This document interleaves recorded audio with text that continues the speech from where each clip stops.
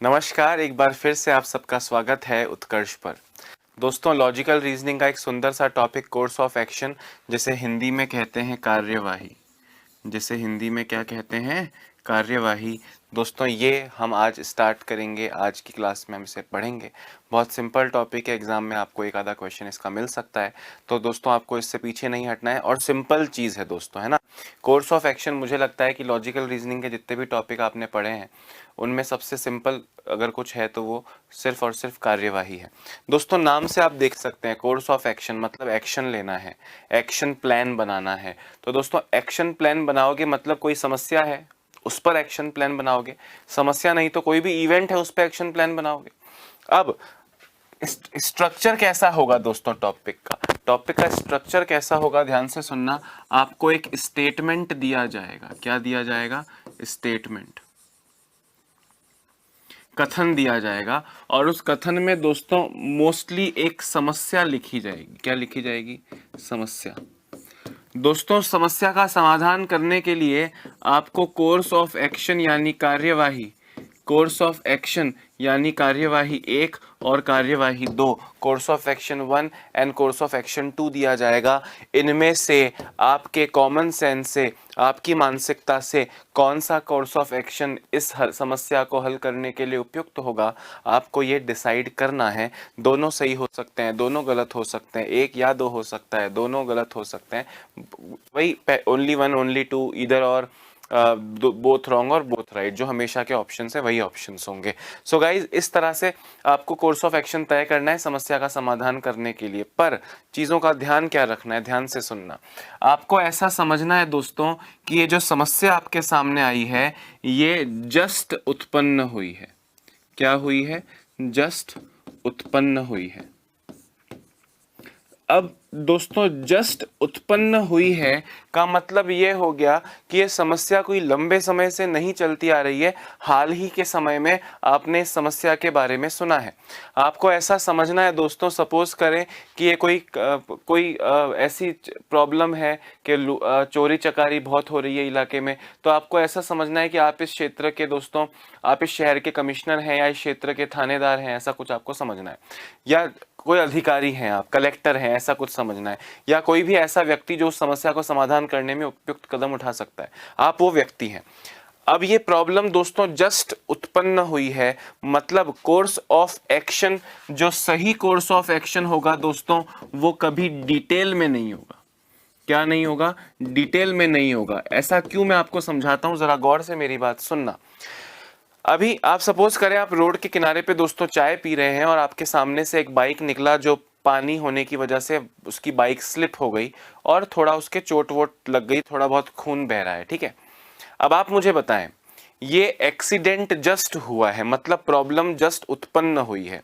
अब आप मुझे बताओ दोस्तों कि आप जब उस व्यक्ति की मदद करने जाएंगे जिसका एक्सीडेंट हुआ है, तो आप सीधे दोस्तों उसे किसी हार्ट स्पेशलिस्ट हॉस्पिटल में ले जाएंगे, या सीधे किसी दिमाग की चोट वाले हॉस्पिटल में ले जाएंगे, या पहले आप उसे इमरजेंसी में ले जाएंगे। मतलब पहले उसका फर्स्ट, अगर आपके पास भी पट्टी डेटॉल वगैरह है तो आप वो उसके लगा के एक बार उसका खून रोकेंगे। अगर उसके कोहनी पर खून बह रहा है तो खून बह रहा है, आपने फर्स्ट एड लगाया। उचित कार्यवाही क्या रही दोस्तों? फर्स्ट एड लगाना। फर्स्ट एड लगाने के बाद एक स्पेशलिस्ट होगा जो डिटेल में बताएगा कि इसके एक्सरे में दोस्तों यहाँ पर क्रैक आया है, इसलिए इसको इस हॉस्पिटल में ले जाओ, या इसका ये इलाज करो, या इसका वो इलाज करो। मतलब तुरंत आई प्रॉब्लम पे दोस्तों मलहम पट्टी लगाई जाती है, मतलब फर्स्ट एड किया जाता है। डिटेल कभी एक सही कार्यवाही नहीं होती है। जैसे आपके सामने प्रॉब्लम आई दोस्तों कि बहुत पॉल्यूशन हो रहा है, ऐसा कुछ करके, है ना। और ऐसा आप कलेक्टर हैं, आपको ऐसा फील करना है उस शहर के, और अब आपको ये समझना है कि पॉल्यूशन की समस्या जस्ट उत्पन्न हुई है। अब जस्ट उत्पन्न हुई है दोस्तों, तो आप सीधे ये कोर्स ऑफ एक्शन डाल दें कि दिवाली पर पटाखे बैन कर दिए जाएं, या 1500 सीसी से ऊपर की गाड़ियां बैन कर दी जाएंगी, तो वो बहुत डिटेल में कार्यवाही हुई। डिटेल में कार्यवाही तभी उठाई जाती है दोस्तों जब उसके ऊपर बहुत रिसर्च कर ली जाए, जब उसके ऊपर बहुत रिसर्च कर ली जाए। जैसे आपने देखा होगा दोस्तों, कोविड-19 के दौर में जब ये बीमारी नई नई आई थी, तो कोई कार्यवाही नहीं हो पाई, इसलिए पूरी दुनिया को लॉकडाउन लगाना पड़ गया, क्योंकि रिसर्च ही नहीं हो पाई। इस दवाई से ठीक होगा या इस दवाई से ठीक होगा, ये रिसर्च नहीं हो पाई। धीरे धीरे दोस्तों महीना भर बीता, 2 महीना बीता, 3 महीना बीता, समझ में आने लगा अच्छा ये बीमारी, ये 4 दवाइयों से थोड़ा असर होता है। ऑब्वियसली वैक्सीन तो नहीं बनी थी तब तक, पर थोड़ा उससे कि अच्छा ये दवाई से इफेक्ट हो सकता है, ये दवाई से इफेक्ट हो सकता है। आयुर्वेद की बहुत सारी दवाइयां आने लग गई, पतंजलि ने कुछ 1-2 दवाई निकाल दी जो असरकारी हो सकती हैं, और भी अलग अलग काढ़े बन गए। तो डिटेल में दोस्तों तब कार्यवाही होती है जब रिसर्च हो जाए। तो रिसर्च तो जस्ट उत्पन्न हुई चीज पर कैसे हो सकती है।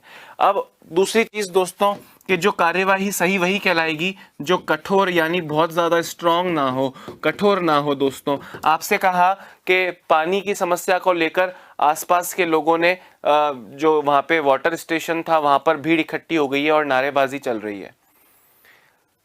ऑप्शंस आपको ऐसे मिलेंगे, तुरंत पुलिस बल के माध्यम से भीड़ को खदेड़ देना चाहिए, और दूसरा ऑप्शन मिलेगा कि तुरंत किसी अधिकारी को जाकर जनप्रतिनिधि से बात करके उचित आश्वासन देकर उन्हें अपने अपने घर भेजना चाहिए। तो दोस्तों लाठीचार्ज कर दो, ये कर दो, वो कर दो, भीड़ खदेड़ दो, ये स्ट्रॉन्ग जो चीजें होती हैं ये कभी भी एक उचित कार्यवाही नहीं होती, क्योंकि ये तो डिटेल के बाद होती है। मैं ऐसा नहीं कह रहा हूं कि ऐसा नहीं किया जाता, ऐसा किया जाता है, पर ऐसा दोस्तों करना डिटेल ही तो कहलाएगा, ऐसा करना डिटेल ही तो कहलाएगा। तो उचित कार्यवाही वही है जो कठोर ना हो, सॉफ्ट हो। बोले फलाना घोटाला हो गया, क्या करें, तो 4 लोग को निलंबित कर दिया जाए, ये गलत कार्यवाही है। एक कमेटी का गठन हो जो उस पर जांच करे और बाद में उचित जो जो जो उसमें संदर्भित लोग पाए जाएंगे उसके अंदर उनको सजा हो, ऐसी कार्यवाही होनी चाहिए। Diplomatic, soft and emergency types की होनी चाहिए। Is that clear. बाकी क्वेश्चंस के माध्यम से दोस्तों एक एक चीज समझ में आएगी। आपके सामने क्वेश्चन रख रहा हूं, जरा ध्यान से देखें। यह आपको लंबा चौड़ा सा दिया जाएगा जो अभी तक मैंने समझाया कि भैया प्रत्येक प्रश्न में एक कथन है और उसके बाद 2 कार्यवाही है, कौन सी कार्यवाही सही है, कौन सी कार्यवाही गलत है, इस तरह की चीजें आपको बतानी होंगी। ये 5 ऑप्शन है गाइज, ये 5 ऑप्शन हैं। बोले यदि केवल पहला हो, केवल पहली कार्यवाही से अनुसरण करती हो, केवल दूसरी कार्यवाही अनुसरण करती हो, दोनों गलत हो, दोनों सही हो, या आइदर और लगता हो, या की स्थिति उत्पन्न होती हो। कोर्स ऑफ एक्शन में या की स्थिति बहुत रेयरली उत्पन्न होती है। बाकी हर तरह का क्वेश्चन दोस्तों अब आप अगले कुछ मिनट में देखने ही वाले हैं। ये ऑप्शंस के बारे में तो क्या ही बोलूं, हर लॉजिकल रीजनिंग के चैप्टर में दोस्तों यही 5 ऑप्शंस देखे हैं ना आपने। जिन एग्जाम्स का फॉर्मेट 4 ऑप्शंस का होता है, इन्हीं 5 में से कोई 4 ऑप्शंस आपको वहां पर दिख जाएंगे। आगे बढ़ रहा हूं दोस्तों, ध्यान से सुनना। अभी पहला क्वेश्चन आपके सामने है।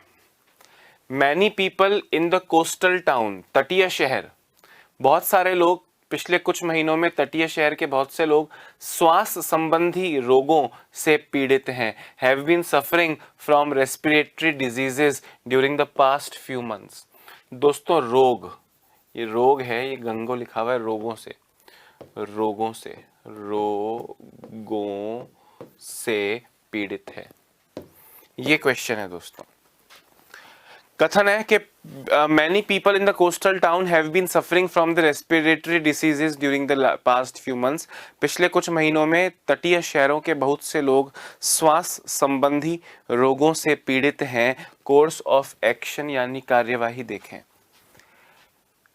लिखा है प्रभावित लोगों को चिकित्सा सुविधा उपलब्ध कराने के लिए सरकार को तत्काल स्वास्थ्य व्यवसाय का एक बल भेजना चाहिए। बल भेजना चाहिए मतलब एक फोर्स भेजी जाए जो वहाँ पे स्वास्थ्य सेवाएं सब सुचारू हैं कि नहीं, तो ऐसा कुछ किया जाए। और दूसरा, ऐसे रोगों से पीड़ित लोग को एक विशेष वार्ड में रखा जाए चाहिए ताकि उनका उचित इलाज किया जाए। दोस्तों आप ध्यान से मेरी बात सुनना, एक विशेष वार्ड में रखा जाए। विशेष वार्ड जैसे कोविड-19 के वार्ड थे, स्वाइन फ्लू के वार्ड होते हैं, कुष्ठ रोग जो चर्म रोग होता है उसके वार्ड होते हैं, या कोई भी ऐसी बीमारी जो लोगों से लोगों में फैलती है उसका विशेष वार्ड बनते हुए हमने देखा है। पर श्वास की बीमारी से कोई पीड़ित है तो उसको विशेष वार्ड में रख के बिना मतलब कुछ संसाधन अपने वेस्ट करना, दोस्तों एक स्पेशल हॉस्पिटल का एक स्पेशल वार्ड बन जाए, स्पेशल वहाँ पे कुछ नर्सेज रख दी जाए, कुछ डॉक्टर्स वहाँ के लिए सीमित रख दिए जाए दोस्तों, तो ये बाकी बीमारी से जो लोग ग्रस्त हैं उनके लिए तो फालतू। और बिल्कुल मतलब ऐसा कुछ रिसर्च तो हो जाए कि विशेष वार्ड की जरूरत है या नहीं है, और साथ ही साथ श्वास का रोग क्यों हो रहा है उसका कारण वारण तो पता लगाओ, विशेष वार्ड क्यों लगाना है, विशेष वार्ड की आवश्यकता नहीं है, तो ये डिटेल हो जाएगा ना विशेष वार्ड। कोविड-19 का विशेष वार्ड होता है, स्वाइन फ्लू का विशेष वार्ड होता है, या और भी जो ऐसी फैलने वाली वायरसेस हैं उनके लिए विशेष वार्ड होता है। स्वास्थ्य संबंधित बीमारी के लिए हो सकता है विशेष वार्ड बनाने की जरूरत हो, पर तुरंत नहीं हो जाएगा, ये इसकी आवश्यकता नहीं है। पहले पर आता हूं दोस्तों, दूसरा तो गलत है, आप समझ गए। पहला देखो, प्रभावित लोगों को चिकित्सा सुविधा उपलब्ध कराने के लिए, प्रभावित लोगों को यानी जो उससे इफेक्ट हुए हैं, यानी जो बीमार लोग हैं, इनको चिकित्सा सुविधा उपलब्ध कराने के लिए सरकार को तत्काल स्वास्थ्य व्यवसाय का एक बल भेजना चाहिए। The government should immediately send a team of health professionals to provide medical care of the affected people. दोस्तों के कोई नई बीमारी सी लग रही है, कोस्टल टाउन में श्वास की बीमारी लोग को हो रही है, तो इसके बारे में थोड़ा जानकारी लेने के लिए और उचित स्वास्थ्य संबंधी सुविधाओं को सुचारू रखने के लिए एक विशेष टीम भेजनी चाहिए। ये बिल्कुल करेक्ट पूर्व धारणा होगी। यानी दोस्तों यहाँ पे आपका आंसर क्या हो जाएगा, ओनली फर्स्ट फॉलोज, केवल पहली पूर्व धारणा करेक्ट है। Is that clear? लिख लीजिए इसको। मतलब लिखोगे तो क्या, इतने बड़े क्वेश्चन को लिखना नहीं है, पर आप समझते जाना, ठीक है दोस्तों। और इसमें मैं आपके ज़्यादा सामने नहीं आऊँगा ताकि आपको दिख पाए, पर अगर कभी आऊँ भी तो लोड मत लेना, आपके काम के लिए जितना हो सकेगा उतना प्रयत्न करूँगा, ठीक है। आगे बढ़ रहा हूँ। पहला क्वेश्चन आपको थोड़ा बहुत समझ में आया होगा।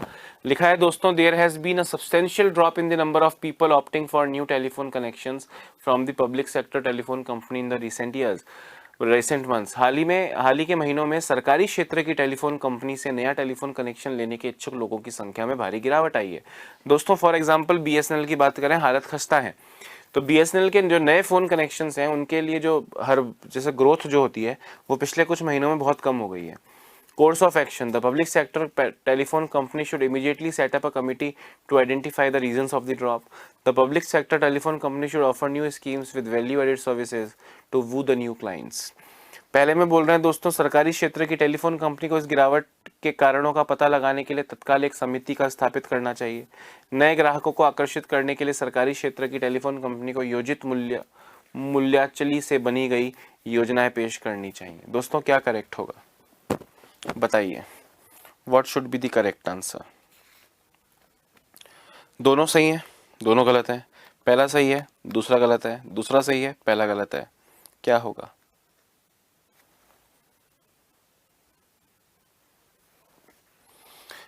दोस्तों अब गिरावट आई है मतलब धंधे में नुकसान हो रहा है, तो नुकसान क्यों हो रहा है उसका कारण पता लगाया जाए।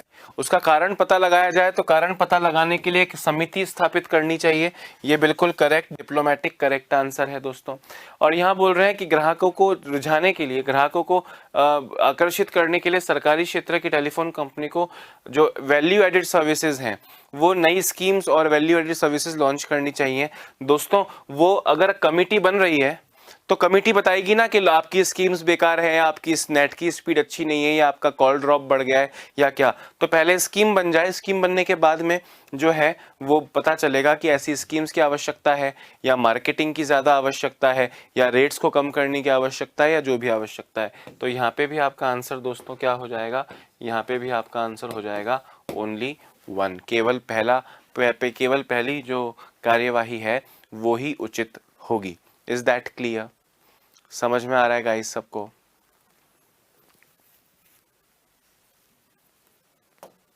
तीसरा देखिए, कथन है तेज गति से जाते हुए एक ट्रक ने प्रातःकाल सड़क के किनारे सोए हुए बहुत से लोगों को गंभीर रूप से घायल कर दिया। दोस्तों सलमान भाई की बात हो रही है, बस वो ट्रक में नहीं, वो एक अपनी बड़ी सी कार में थे। A speeding truck has seriously injured many persons sleeping on the roadside early in the morning.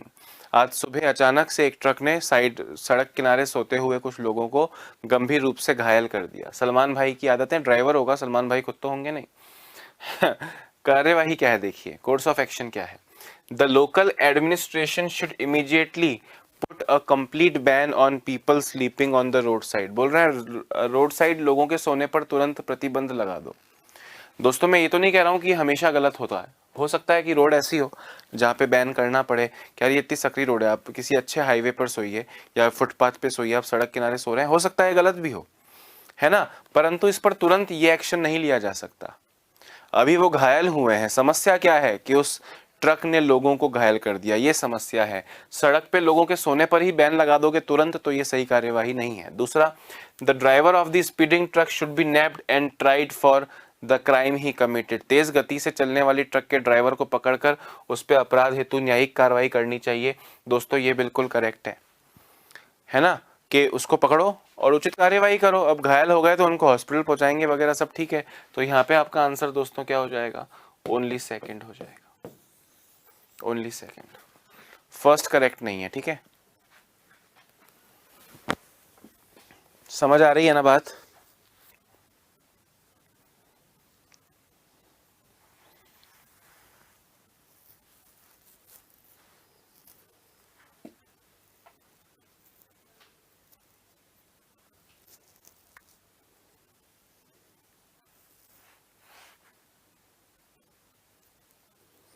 आगे बढ़ रहा हूं दोस्तों। अगले में आपसे कहा the apex court has directed that there is a need to bring a mechanism in the government functions to make them transparent. सर्वोच्च न्यायालय ने निर्देश दिया कि सरकारी कार्यों में पारदर्शिता लाने के लिए उनमें व्यवस्था लाने की आवश्यकता है। दोस्तों अब सर्वोच्च न्यायालय मतलब भारत की सबसे बड़ी संस्था, उसने कोई ऐसा निर्देश दिया है, मतलब वो अर्जेंट और इमीडिएट होना चाहिए। Course of action: the government should immediately appoint a task force to work out the modalities। तुरंत तत्काल रूप से एक कार्यकारी बल की नियुक्ति करनी चाहिए। बिल्कुल सही है दोस्तों, है ना। अब सुप्रीम कोर्ट ने ऑर्डर दिया है, मतलब ज़्यादा लेट नहीं करना चाहिए इसमें, तुरंत। और वो कैसे किया जाए, वो मैकेनिज्म बनाने के लिए कुछ पढ़े लिखे, कुछ कह सकते हैं योग्य लोगों की कमेटी बननी चाहिए ना। तो पहला बिल्कुल करेक्ट हो जाएगा, ठीक है। दूसरा क्या है, सरकार को सर्वोच्च न्यायालय को अपने निर्देश पर पुनर्विचार करने के लिए अपील करनी चाहिए। दोस्तों पुनर्विचार है, पुनर्विचार करने की आवश्यकता है। दोस्तों आप मुझे बताओ, ये जो सुप्रीम कोर्ट ने जो निर्देश दिया, क्या ये अच्छी चीज है? पारदर्शिता दोस्तों सरकारी कामों में होनी चाहिए कि नहीं होनी चाहिए? अच्छी चीज है। तो अच्छी चीज पे सरकार का ऑब्जेक्शन उठाना चाहिए और पुनर्विचार करने का आग्रह करना चाहिए, तो ये तो गलत हो जाएगा ना। अच्छी चीज है भाई, पारदर्शिता होनी चाहिए, राइट टू इन्फॉर्मेशन वगैरह ये सब उसी का तो हिस्सा है, तो उस पर वापस अपील करनी चाहिए। मैंने कहा नहीं, ये गलत है। तो यहाँ पे आपका आंसर दोस्तों क्या हो जाएगा, ओनली वन, कि केवल पहली कार्यवाही उपयुक्त और करेक्ट है। ठीक है दोस्तों,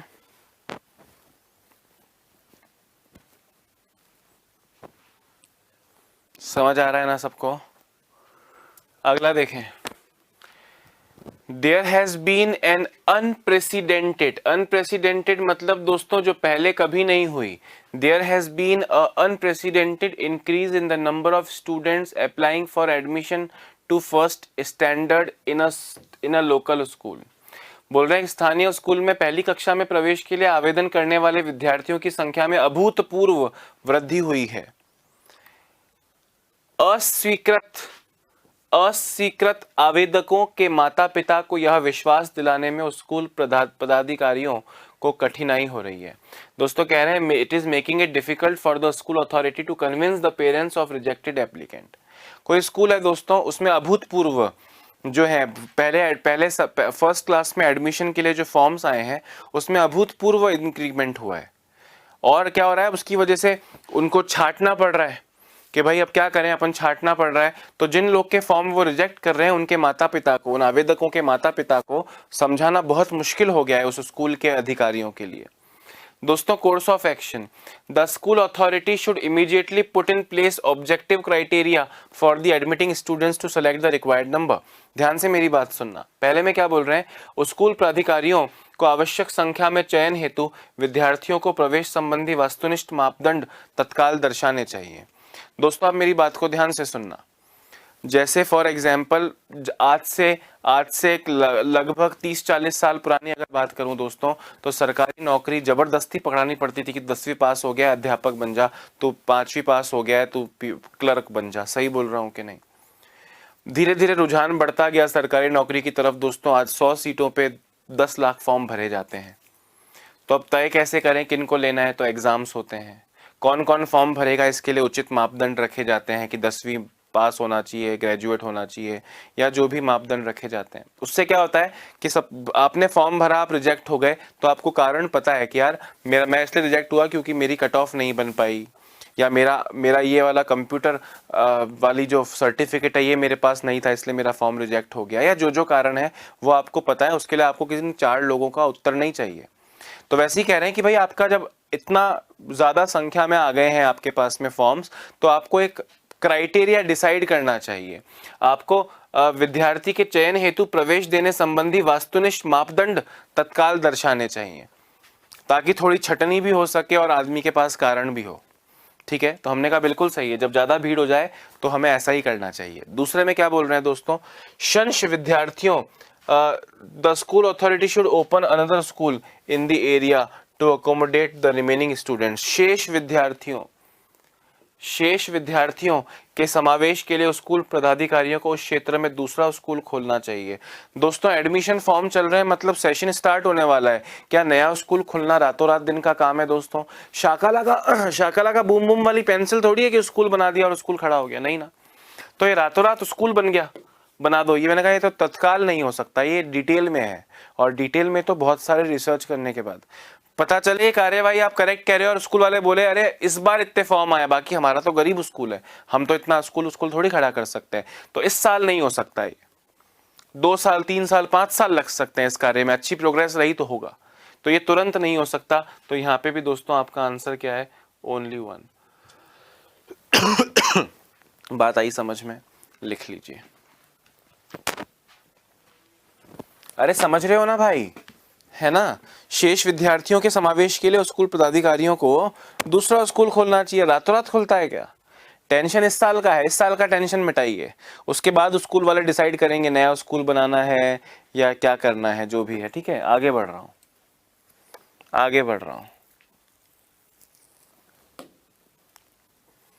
अगले में दोस्तों क्या कह रहे हैं जरा गौर से देखिएगा।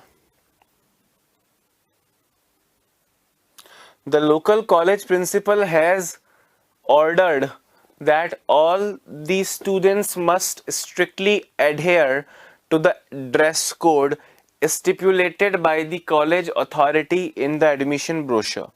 स्थानीय कॉलेज के प्राचार्य ने आदेश दिया है कि प्रवेश विवरणिका यानी ब्रोशर में कॉलेज प्राधिकरण द्वारा तय किए गए ड्रेस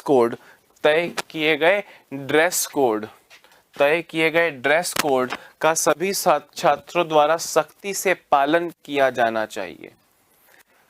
भाई कॉलेज का है, प्रिंसिपल ने बोला है कि सब बच्चों को ये नोटिस दे दो, ऑर्डर किया है कि जो अपना ब्रोशर में यूनिफॉर्म जो दिखा रखा है, बेल्ट टाई शर्ट पैंट जूते जो भी है, वो आप सबको स्ट्रिक्टली फॉलो करना है, ऐसा ऑर्डर दिया है।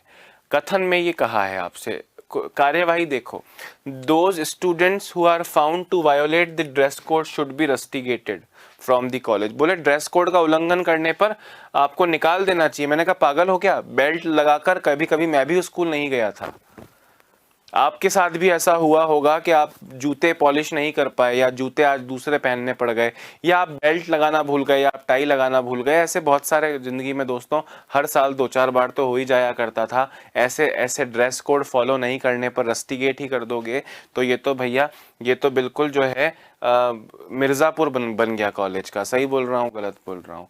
दूसरा बोल रहे हैं, those students who are found to violate the dress code, उल्लंघन करने वाले छात्रों को शुड बी रिप्रिमांडेड, मतलब उनको डांटना चाहिए, उनको झाड़ना चाहिए, and warned against future violation, छात्रों को डांट लगानी चाहिए और आगे उल्लंघन ना करने की चेतावनी देनी चाहिए। अब पता चला मैं रोज टाई नहीं पहन के आ रहा हूँ तो एक दिन तो मुझे रस्टिगेट शायद करना पड़ जाए, या मुझे स्कूल में बोलेंगे जब तक टाई नहीं पहन के आओगे अब तब तक स्कूल में मत घुसना। मैं ऐसा बार बार करूं तो यही बोल रहे हैं कि भाई अगर ऐसा कोई करता है, पहली बार जब कोई ऐसा करता है तो उसे चेतावनी दी जाए, बाद में करेगा तो देखेंगे, है ना दोस्तों। तो हमने कहा ये बिल्कुल सही है। यहाँ पे आपका आंसर दोस्तों क्या हो जाएगा, ओनली सेकंड। अब आपको इस एग्जांपल से एक चीज लगी होगी दोस्तों कि सर ये तो बिल्कुल कॉमन सेंस है ना। मैंने कहा बिल्कुल सही कह रहे हो, बिल्कुल कॉमन सेंस है। कहीं ना कहीं थोड़ा ट्रिकी हो सकता है, बस बाकी जनरली जो क्वेश्चन होते हैं, मतलब अगर आपके सामने 10 क्वेश्चन रख दूंगा दोस्तों तो 10 में से 6 तो अगर ये टॉपिक आप मुझसे नहीं पढ़ते तो भी आप सही कर रहे होते, 10 में से 5 तो सही कर रहे होते। मुझसे पढ़ने के बाद 10 में से मतलब इतने ही क्वेश्चंस करके चले जाओ, 10 में से 7-8 सही कर लोगे और प्रैक्टिस करोगे तो 10 में से 10 सही होने का मानसिकता, मेंटेलिटी आपकी बन जाएगी इस topic like. Is that clear? धीरे धीरे सब कुछ होगा। अगले क्वेश्चन पर बढ़ जाऊं या टाइम लगेगा? अरे अगले क्वेश्चन पर बढ़ जाऊं या टाइम लगेगा? ओके, अगले क्वेश्चन पर बढ़ रहा हूं दोस्तों। क्वेश्चन देखिए, हिंदी इंग्लिश दोनों में है, जरा ध्यान से पूर्वक देखिएगा।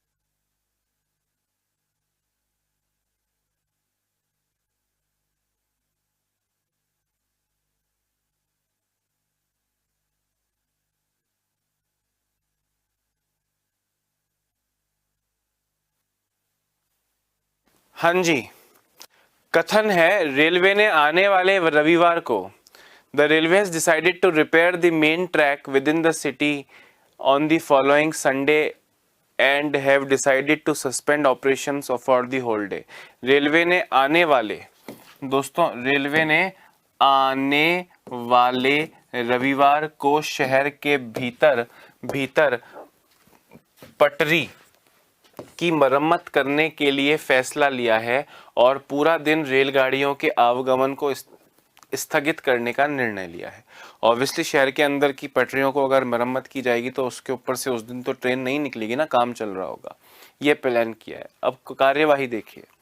अब ये दोस्तों कार्य है, आप समझ गए समस्या क्या है? क्या उस दिन जो अपना चलेगा सारा अंदर मरम्मत, ट्रेन अपन अंदर ऑपरेशंस बंद रखेंगे तो उससे जो प्रॉब्लम्स हो सकती है उनके ऊपर कार्यवाही करनी है। पहली कार्यवाही, यात्रियों को असुविधा कम करने के लिए रेलवे प्राधिकरण को सार्वजनिक अधिसूचना समय रहते निकालनी चाहिए। दोस्तों अब आप मुझे एक बात बताओ दोस्तों, जैसे फॉर एग्जाम्पल कोई दिन नेट बंद रहता है तो उसकी सूचना पहले से दे दी जाती है। जैसे मुझे याद है कांस्टेबल की परीक्षा 6-7-8 नवंबर 2020 की थी, तो 10 दिन पहले से सूचना आ गई थी कि उन 3 दिनों में राजस्थान में नेट बंद रहेगा, पेपर आउट का सेटिंग ना हो पाए इसलिए। तो कोई भी ऐसी प्लानिंग जो दोस्तों जो देश के लोगों की दिनचर्या का हिस्सा है, अगर उससे कोई छेड़छाड़ या कोई वजह से उससे कोई चेंजेस किए जाए तो वो हमें पहले सूचित किया जाए। जैसे जिस दिन पानी की सप्लाई बंद रहती है दोस्तों, जब जिस दिन सफाई चलती है ना, जो हमारा जहाँ से सारा वाटर सप्लाई आता है वहाँ की जिस दिन सफाई चलती है ना, तो 10 दिन पहले आता है कि भाई इस तारीख को आपके यहाँ पे जल सेवा बंद रहेगी, क्योंकि मेरी जिंदगी से जुड़ा है ना यार। पानी की सुविधा आप अचानक से बंद कर दोगे, मैं भरोसे रहूंगा तो गलत है। तो अगर उस दिन रेलवे ट्रैक्स जो शहर के अंदर के बंद रहने वाले हैं तो ये पहले से इंफॉर्मेशन लोगों को देनी चाहिए। मैंने कहा बिल्कुल सही कह रहे हो, पहली तो करेक्ट है। दूसरी में क्या बात कर रहे हैं, मरम्मत के समय के दौरान शहर में प्रवेश करने वाली लंबी दूरी की सभी रेलगाड़ियों को शहर की सीमा के बाहर ही रोक देना चाहिए। दोस्तों शहर के अंदर तो नहीं आने दे सकते, पर सपोज करें जोधपुर में रेलवे ट्रैक्स बंद हैं, कोई ट्रेन दिल्ली से लेकर अहमदाबाद की वाया जोधपुर है, तो हम दिल्ली और अहमदाबाद की ट्रेनों को बीच में रोक थोड़ी सकते हैं, उन्हें डाइवर्ट करना पड़ेगा। ऑब्वियसली शहर में नहीं आने दे सकते, पर उन्हें डाइवर्ट करना पड़ेगा। दोस्तों क्या करना पड़ेगा? डाइवर्ट करना पड़ेगा। तो रोक देना चाहिए, मैंने बोला गलत है यहां पे दोस्तों। आपका आंसर क्या हो जाएगा? Only one. आप रोक नहीं सकते लंबी दूरी की ट्रेन को ना, कि यार तुम्हारे एक शहर में मरम्मत चल रही है, आपको डाइवर्ट करना पड़ेगा। आपकी इतनी कैपेबिलिटी होनी चाहिए, आप रेलवे के लोग हैं, आप अधिकारी हैं, तो आपका इतना सेटिंग होना चाहिए कि उस दिन ऐसे कुछ किया जाए कि डाइवर्ट हो जाए ट्रेन्स वगैरह ना, ऐसा कुछ होना चाहिए। तो पहली सही है और दूसरी गलत है। Only one is the correct answer. Only one प्यारे दोस्तों, हाँ या ना?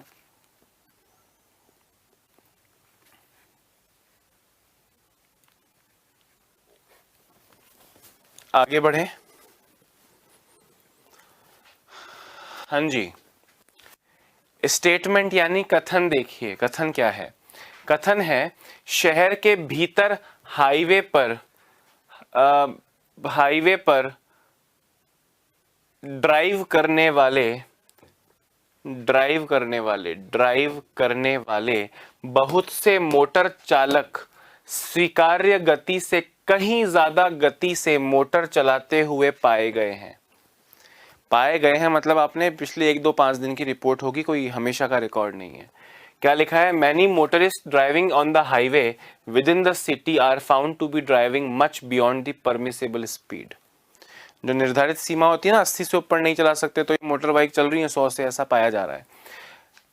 कार्यवाही क्या है देखो, ट्रैफिक पुलिस अधिकारियों को शहर के भीतर हाईवे पर वाहनों के आवागमन पर व्यक्तिगत रूप से निगरानी करनी चाहिए।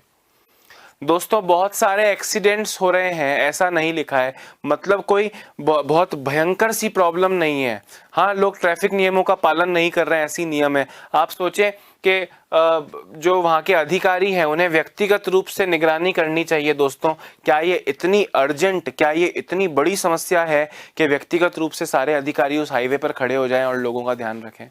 नहीं, 2-4 कांस्टेबल भी लगाइए और थोड़ा सा ध्यान रखिए, नाकाबंदी रखिए, सीसीटीवी कैमरा लगाइए, जैसे आजकल शहरों में सीसीटीवी कैमरे लगे हुए हैं, घर पर दोस्तों चलान आता है, ऐसा कुछ कीजिए। आप समझ रहे हैं कि नहीं, है ना?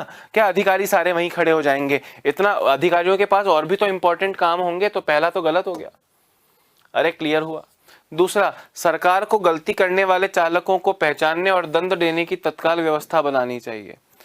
दोस्तों परमिसेबल स्पीड है, एक स्वीकार्य गति है, मतलब इससे ऊपर की गति अस्वीकार्य है, तो कोई चालान कटने का, सजा देने का प्रावधान पहले से होगा या नहीं होगा? अरे होगा या नहीं होगा? समझ रहे हो आप मेरी बात? के नहीं, आपसे कह रहे हैं सरकार को गलती करने वाले चालकों को पहचानने और दंड देने की तत्काल व्यवस्था बनानी चाहिए। आप मुझे बताओ, पहचानना तो ठीक है, पहचान तो सकते हैं, पहचानना तो पड़ेगा, पर दंड देने की तत्काल व्यवस्था बनानी चाहिए, तो तत्काल व्यवस्था तो बनी होगी ना? आप समझ रहे हैं? मैं आपसे बोल रहा हूं कि एग्जाम में तुक्के मत मार के आना, तुक्के मत मार के आना, तुक्के मत मार के आना मतलब नेगेटिव मार्किंग का प्रावधान होगा, तभी तो ऐसा बोल रहा हूं। और अगर जिस एग्जाम में नेगेटिव मार्किंग नहीं होगी, मैं बोलूंगा खुलेआम बहुत सारे आंसर्स टिक करके आना। समझ रहे हो आप मेरी बात? तो दंड का प्रावधान पहले से होगा, यहाँ पे कोई दंड का प्रावधान करने की जरूरत नहीं है, तो आपका आंसर आएगा ना ही 1 ना ही 2, ना ही 1 ना ही 2। Is that clear? समझ में आ रहा है दोस्तों? Very nice. ये छोटी छोटी चीजें हैं दोस्तों, सही गलत का अंतर वाली, बाकी कोई ज्यादा फर्क नहीं है। 10 में से 5 आप मेरे से बिना पढ़े सही करने वाले हैं, मुझे इसमें कोई डाउट नहीं है।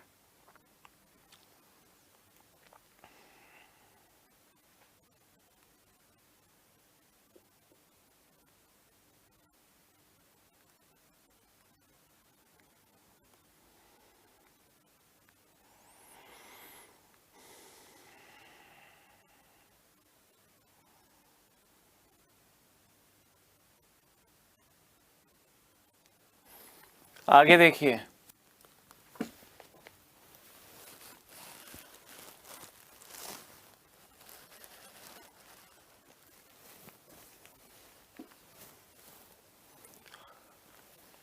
majority of the city employees in the renowned BPO company have left their jobs to protest against inhuman treatment meted out to them by the company। एक प्रसिद्ध BPO कंपनी के कार्यरत शहर के कर्मचारियों ने कंपनी द्वारा किए गए अमानवीय व्यवहार के लिए विरोध स्वरूप अपनी नौकरियां छोड़ दी हैं। दोस्तों बहुत सारे लोगों ने नौकरी छोड़ दी है ना? तो मतलब बड़ी प्रॉब्लम होगी, सच में कोई प्रॉब्लम होगी, सच में अमानवीय व्यवहार किया गया होगा। Course of action: the government should immediately order the BPO company to close down its operation। दोस्तों बहुत कठोर नहीं हो गया? एक शहर की कोई प्रॉब्लम है, एक ऑफिस की प्रॉब्लम है, तो क्या ऐसे बैन वैन लगा दोगे? हैं कोई सस्पेंड करने तक तो थोड़ा ठीक होता, पर आप सीधे बैन ही कर दोगे तो गलत है। The BPO company should shift its operation to some other place. भाई BPO कंपनी ने अमानवीय व्यवहार किया है और उसके विरोध के चलते लोगों ने नौकरी छोड़ दी है, तो ये प्रॉब्लम है ना। BPO कंपनी गलत शहर में थोड़ी है, तो ये लिखा है the BPO company should shift it operation. उसके परिचालनों को जारी रखने के लिए तत्काल अपने परिचालनों को किसी दूसरे शहर ले जाना चाहिए। मैंने कहा ये तो गलत है। और बैन करना भी गलत है, दोनों गलत हैं दोस्तों। फिर से ना ही एक, ना ही एक, ना ही दो, ना ही एक, ना ही दो। ठीक है, अगला क्वेश्चन देखिए, करो दोस्तों जल्दी से।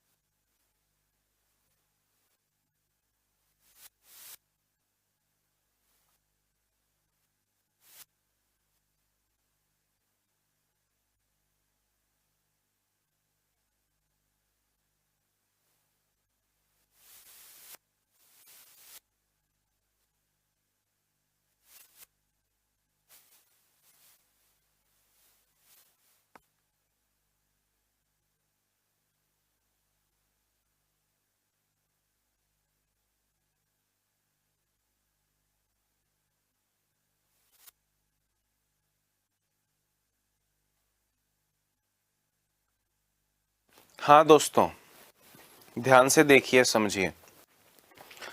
The management of the organization has issued a circular to all its employees stating that each employee must report for duty at 10 a.m. sharp and should remain at the workplace till 5:30 p.m.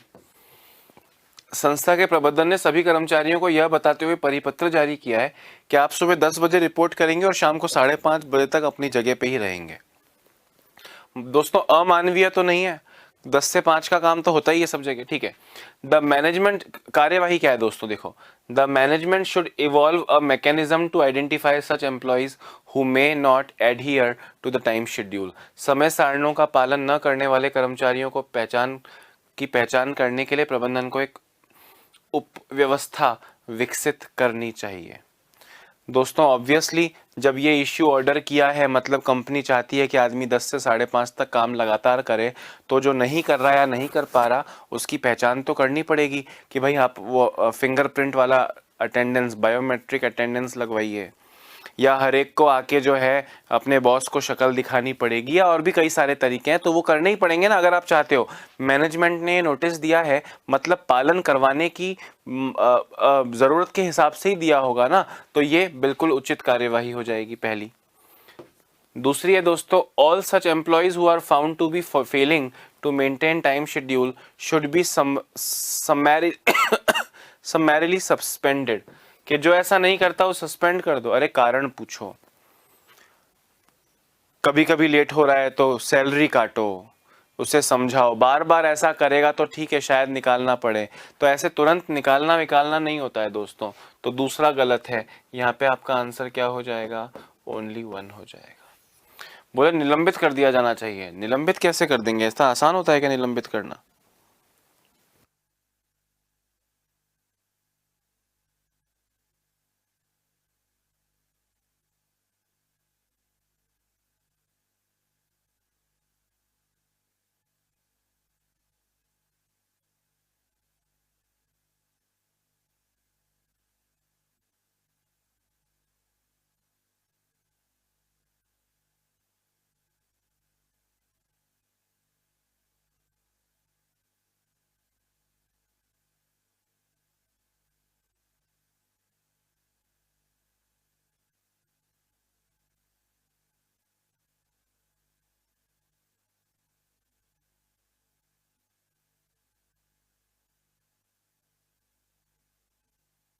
हाँ जी, अगला देखिए, statement है, there has been a spurt of robbery, house breaking incidents in the locality during the past fortnights. पिछले 2 सप्ताह से एक colony में डकैती और घरों में चोरी की घटनाओं में बढ़ोतरी हुई है। कार्यवाही, the local police station personal should start patrolling the locality at regular intervals. बोल रहे हैं भाई अगर लगातार चोरी वोरी का 2 हफ्ते से देख रहे हो तो पुलिस को रात को पेट्रोलिंग करनी चाहिए कि नहीं करनी चाहिए, निगरानी करनी चाहिए कि नहीं करनी चाहिए, बार बार गाड़ियां गुजरें हर थोड़े इंटरवल में, ताकि चोर डरे और उस गली में ना आए। दूसरा, पुलिस अधिकारियों को इस क्षेत्र के नागरिकों से आग्रह करना चाहिए कि वह रात में घरों को छोड़कर ना जाए। दोस्तों अब एक बात मेरी ध्यान से सुनना, बात मेरी ध्यान से सुनना। ये तो वही बात हो गई दोस्तों कि रेप हो रहा है, लड़कियों को बोलो घर से बाहर ना निकले। वैसे ही आपके आपके एरिया में चोरी हो रही है तो रात को खाली घर छोड़ते ही क्यों हो? मैंने बोला ये तो गलत है ना। अरे ये तो गलत है ना भाई, आप प्रॉब्लम सुलझाइए, मैं प्रॉब्लम की तरफ ना जाऊं, मैं सेफ कैसे रहूं आप मुझे ये मत बताओ। समझ रहे हैं आप मेरी बात कि नहीं? मुझे रात को घर खाली छोड़ना मेरी मजबूरी है, मैं किसी दोस्त रिश्तेदार की शादी में जाना चाह रहा हूँ, या मैं कहीं बाहर जॉब करता हूँ, यहाँ पे किराए यहाँ पे रहता हूँ और एक दो दिन अपने पिताजी के घर जाना चाहता हूँ, अपने बूढ़े माता पिता से मिलने जाना चाहता हूँ, तो मैं घर खाली ना छोड़ूं आपके इस चोरी के डर से? चोरी नहीं होनी चाहिए ना, आप सिटीजन हैं इस देश के, आपको सुरक्षा का हक है आपका, तो ये इंतजाम होने चाहिए दोस्तों, ठीक है? तो ये गलत है, केवल पहला सही है। यहाँ पे भी आपका आंसर दोस्तों क्या हुआ? ओनली वन हुआ। Is that clear?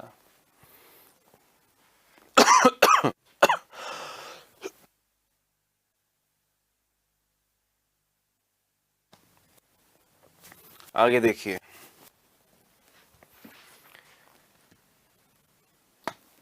भारतीय क्रिकेट के मामले में पैसा खेल से ज्यादा महत्वपूर्ण हो गया है। Money has become more important then the game itself in the case of Indian cricket. जैसा हम आए दिनों बहस सुनते रहते हैं, जब भी भारत किसी क्रूशियल गेम में हारता है दोस्तों, हम दोष लगाते हैं कि विराट कोहली इसलिए 0 पे आउट हो गया क्योंकि अनुष्का उसका मैच देख रही थी, या ये विज्ञापनों से इनके पैसे कमी नहीं है, इनको गेम जीतने की तो जरूरत ही नहीं है, ऐसा हम लोग बातें करते रहते हैं। तो वही यही एक कथन दिया है कि भारतीय क्रिकेट के मामले में पैसा खेल से ज्यादा महत्वपूर्ण हो गया है। कोर्स ऑफ एक्शन, अब आपको इसे सत्य मानना है, भले ही आप इस बात से एग्री करते हो मेरी तरह या नहीं करते हो, मतलब मैं एग्री नहीं करता हूँ, सबको अपना अपना काम करने का हक है। आप वो अच्छा नहीं खेला तो निकाल दो भाई, उसके ऊपर लालछन लगाने की जरूरत नहीं है। Course of action, government should keep put a cap on the earnings from different sources. बोल रहे हैं विभिन्न सालों में भारतीय क्रिकेट बोर्ड की कमाई पर भारत सरकार को सीमा निर्धारित कर देनी चाहिए। Government should put a cap on the earnings from different sources of the Indian cricket board. दोस्तों ध्यान से मेरी बात सुनना, कैप लगाने का मतलब होता है दोस्तों सीमा निर्धारित करना। कैप लगा दी, बंद कर दिया इतने पे। दोस्तों किसी की भी आय पर कैप लगा देना गलत चीज है। गेम के अलावा जो अन्य सोर्सेज हैं उनके ऊपर निर्धारित चेक रखिए, आप चेक पूरा रखिए आप, पर आप मेरी सीमा निर्धारित नहीं कर सकते। मैं जितना कर सकता हूँ बिजनेस उतना अच्छा करूंगा, तो कैप लगा देना गलत है, समय सीमा निर्धारित करना गलत है। दूसरा है विभिन्न स्रोतों से भारतीय खिलाड़ियों की कमाई पर भारत सरकार को सीमा निर्धारित करनी चाहिए। यहाँ सेम चीज है, यहाँ बोर्ड के लिए बोला और यहाँ खिलाड़ियों के लिए बोला। मैंने कहा सीमा निर्धारित करना कभी भी सही नहीं होगा, तो यहाँ पे आपका आंसर हुआ दोस्तों नीदर 1 नॉर 2। सीमा निर्धारित मत करो, आप नियम बनाओ खिलाड़ियों के लिए कि मैच जिस दिन आपका मैच है उससे 4 दिन पहले तक आप कोई विज्ञापन नहीं करेंगे, या जिस दिन मैच है उससे 1 हफ्ते पहले तक आप रोज ग्राउंड में आके 10 घंटे प्रैक्टिस करेंगे। कुछ ऐसा आप कीजिए, परंतु आप सीमा निर्धारित मत कीजिए कि मैं कितना कमा सकता हूं, मैं कितना नहीं कमा सकता हूं। तो दोनों गलत होंगे, नीदर 1 नॉर 2, ना ही पहला और ना ही दूसरा उपयुक्त है। Is that clear? अगला क्वेश्चन देखिए दोस्तों, खुद पढ़िए और आंसर देने की कोशिश कीजिए।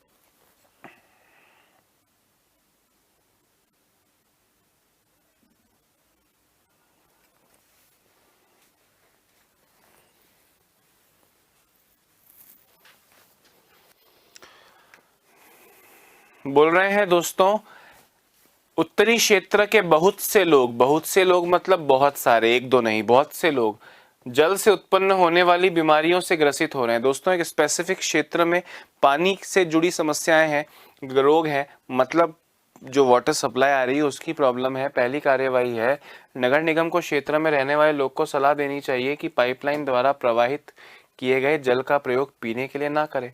दोस्तों ये तो एग्जैक्टली वैसा हो गया कि रेप हो रहे हैं, लड़कियां घर से बाहर ना निकलें। अरे लड़कियां निकलेंगी, तुम्हें उसका इंतजाम करना है, पुलिस को इसका इंतजाम करना है, प्रशासन को उसका इंतजाम करना है। उसी तरह दोस्तों कि अगर पानी खराब आ रहा है तो पीना बंद कर दो। अरे हम क्या पियेंगे, बिस्लरी के टैंक, बिस्लरी के कैन पहुंचाओ फिर हमारे घर पे। नहीं पहुंचा सकते हो तो हमें तो वही पानी पीना पड़ेगा। तुम्हें उसकी उचित व्यवस्था करनी चाहिए कि वो मेरे पास में सही और शुद्ध शुद्ध मेरे पास पहुंचे। तो ये पहली तो गलत है।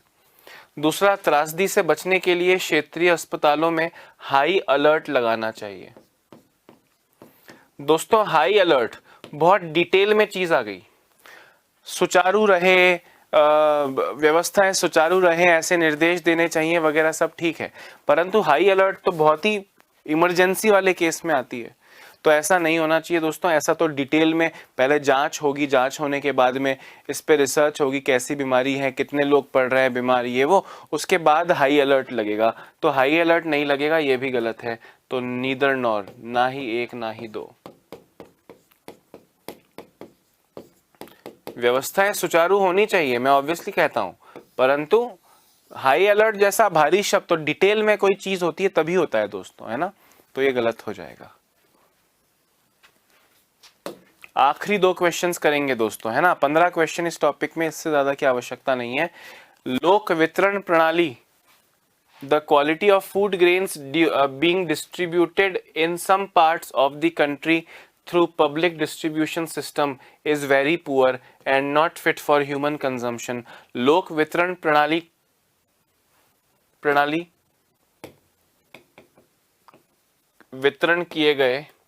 वितरण किए गए अनाज को गुणवत्ता बहुत खराब है और लोगों के उपभोग के लिए ठीक नहीं है। दोस्तों लोक वितरण प्रणाली द्वारा वितरण किए गए अनाज की गुणवत्ता बहुत खराब है।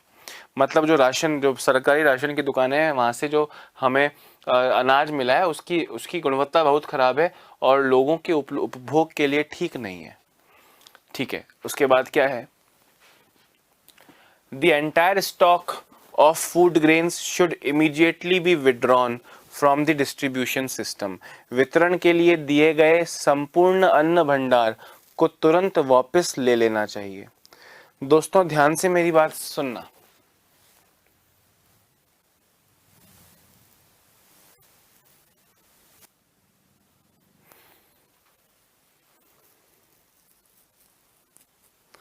सम पार्ट्स बोल रहे हैं, बहुत खराब है और उपभोग के लिए ठीक नहीं है। दोस्तों सम पार्ट्स बोल रहे हैं, हिंदी में सम पार्ट्स लिखा है कि नहीं लिखा है देख रहा हूँ। लोक वितरण प्रणाली द्वारा वितरण किए गए अनाज की गुणवत्ता बहुत खराब है और लोगों के उपभोग के लिए ठीक नहीं है कुछ क्षेत्र में दोस्तों। ठीक है, वो इंग्लिश में लिखा हुआ है, हिंदी में नहीं लिखा हुआ। सम पार्ट्स, दोस्तों सम पार्ट्स में खराब पहुंचा है मतलब कुछ स्टॉक खराब होगा तो एंटायर स्टॉक यानी वितरण किए गए संपूर्ण अन्न भंडार, इसकी वजह से क्या हो गया, गलत हो गया। कुछ हिस्सा उसका खराब होगा जो स्पेसिफिक एक क्षेत्र में पहुंचा है, तो वहां पे दोस्तों कुछ प्रॉब्लम्स हैं, तो वहां का स्टॉक थोड़ा रिटर्न हो जाए तो ठीक है, संपूर्ण नहीं। लोगों को सलाह देनी चाहिए कि वितरण डाक खरोग गया है, खरीदा गया, वितरण द्वारा खरीदा गया अनाज वापस दे दें और अपना पैसा वापस ले लें। दोस्तों लोगों को यह सलाह देनी चाहिए कि वितरण द्वारा खरीदा गया अनाज वापस दे दें और पैसा वापस ले लें, पर उनकी भूख का क्या होगा, जो सस्ता अनाज उन्हें देता है उनकी भूख का क्या होगा। उपभोग के लिए ठीक नहीं है तो रिटर्न वगैरह सब ठीक है, पर पैसा वापस ले लें, उन्हें सही अनाज पहुंचाइए। उन्हें क्या कीजिए, सही अनाज पहुंचाइए।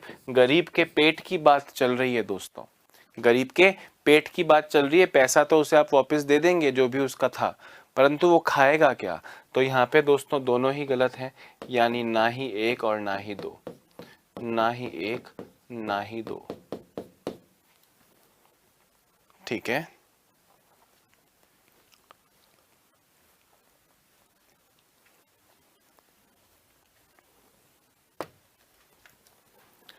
दोस्तों लास्ट क्वेश्चन पर चलते हैं आज का, और इस टॉपिक का लास्ट क्वेश्चन जो है उस पर चलते हैं क्वेश्चन है, a large number of people gathered on the highway blocking the traffic movement to protest the killing of 5 locals by a speeding vehicle.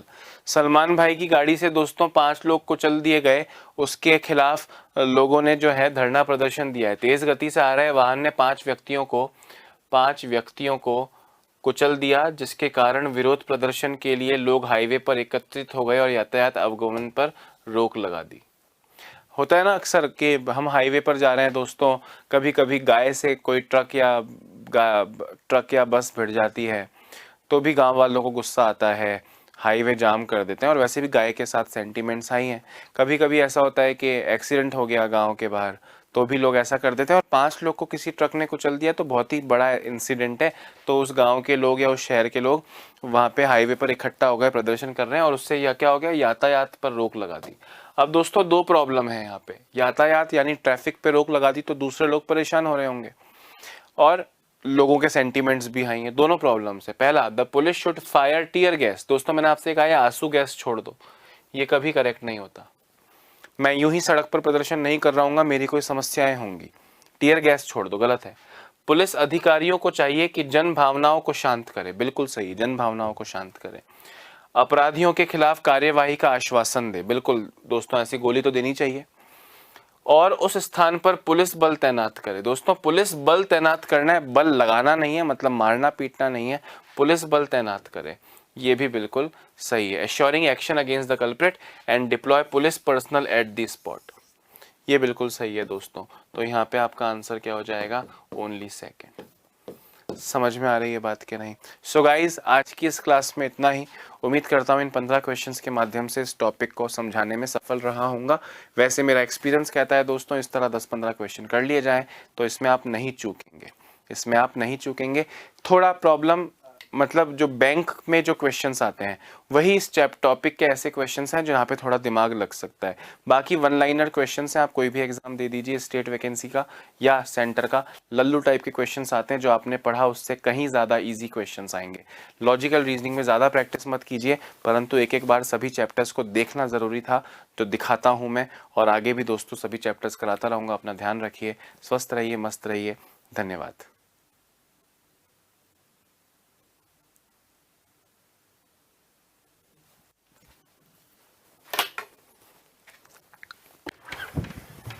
बंद कर दिया, स्विच कर दिया, स्विच कर दिया।